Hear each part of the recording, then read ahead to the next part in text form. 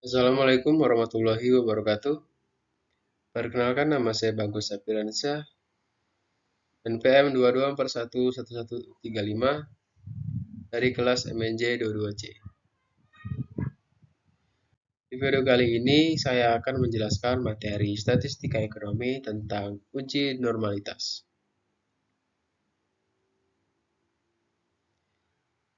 Pengertian statistika ekonomi dan pentingnya dalam analisis data.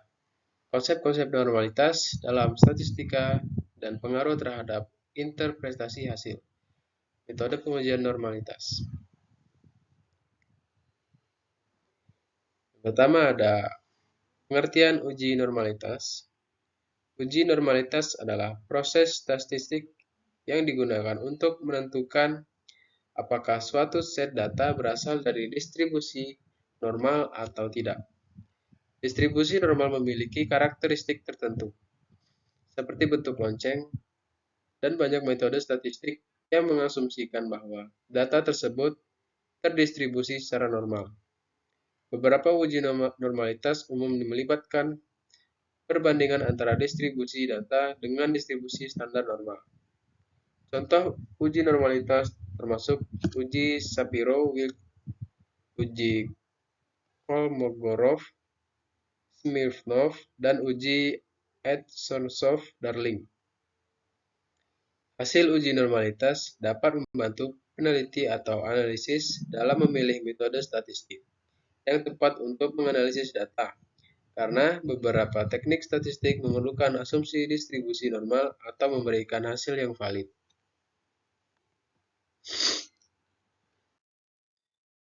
Selanjutnya, statistika ekonomi adalah cabang statistika yang mempelajari pengumpulan, analisis, dan interpretasi data ekonomi untuk memahami fenomena dan mengambil keputusan yang tepat dalam bidang ekonomi. Kedua, konsep normalitas.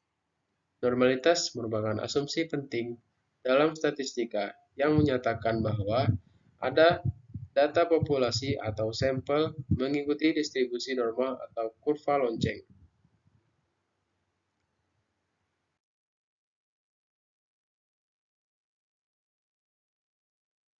Selanjutnya, metode pengujian normalitas. Yang pertama ada graphical method. Dalam metode ini, kita menggunakan grafik seperti histogram dan ggplot untuk memvisualisasikan distribusi data dan memeriksa kecenderungan ke arah distribusi normal. Yang kedua, statistical method. Metode ini menggunakan berbagai tes statistik seperti uji Kolmogorov, uji Shapiro, dan uji Anderson untuk menguji kesesuaian data dan distribusi dengan distribusi normal.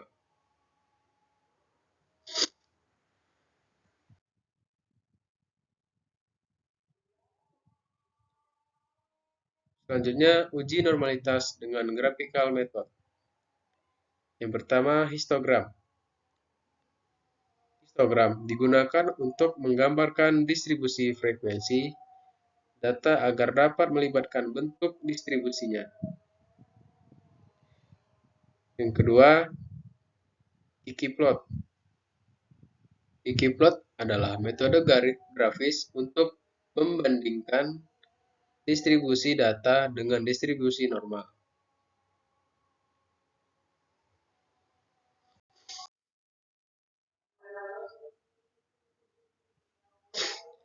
Selanjutnya, uji normalitas dengan statistical method. Pertama, uji Kolmogorov-Smirnov. Uji ini membandingkan hasil empiris dengan hasil teoritis yang diharapkan dari distribusi normal. Yang kedua ada uji Shapiro-Wilk. Uji ini didasarkan pada koefisien korelasi antara data dan pemisahan data menjadi dua bagian yang saling berlawanan. Yang kedua, uji Anderson-Darling. Uji ini menghitung statistik uji yang disesuaikan dengan berat-berat pada ekor distribusi.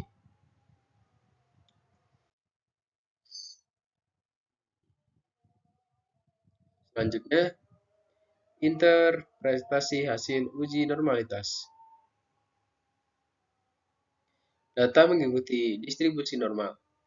Jika hasil uji menunjukkan data mengikuti distribusi normal, dapat menggunakan teknik statistika parametrik dalam analisis lebih lanjut. Data tidak mengikuti distribusi normal. Jika hasil uji menunjukkan data tidak mengikuti distribusi normal, diperlukan teknik statistika non-parametrik untuk menganalisis lebih lanjut.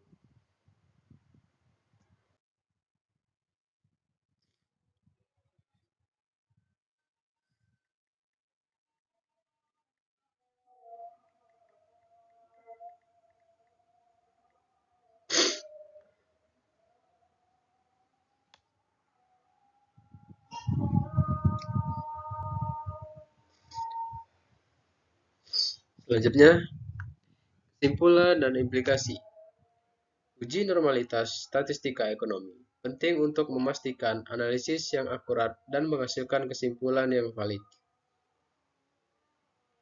Kesesuaian data dengan distribusi normal memiliki implikasi penting dalam menganalisis pemilihan teknik analisis yang tepat.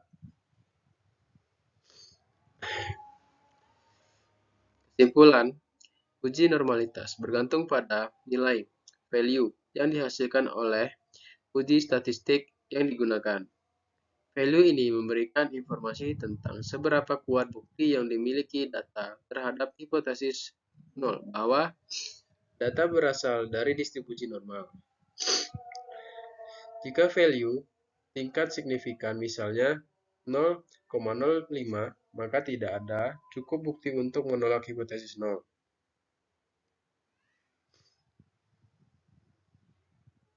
Kesimpulan dalam hal ini adalah data cenderung berasal dari distribusi normal. Jika value kurang dari sama dengan tingkat signifikan, maka terdapat cukup bukti untuk menolak hipotesis. Kesimpulan dalam hal ini adalah ada keraguan bahwa data berasal dari distribusi normal.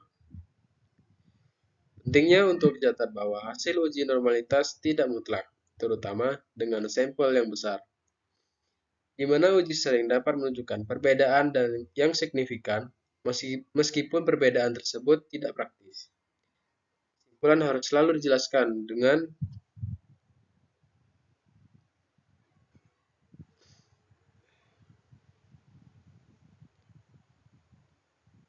benar. Oke, mungkin itu saja materi yang dapat saya sampaikan tentang uji normalitas. Jika ada salah kata atau informasi yang kurang jelas, saya mohon maaf. Saya akhiri. Wassalamualaikum warahmatullahi wabarakatuh.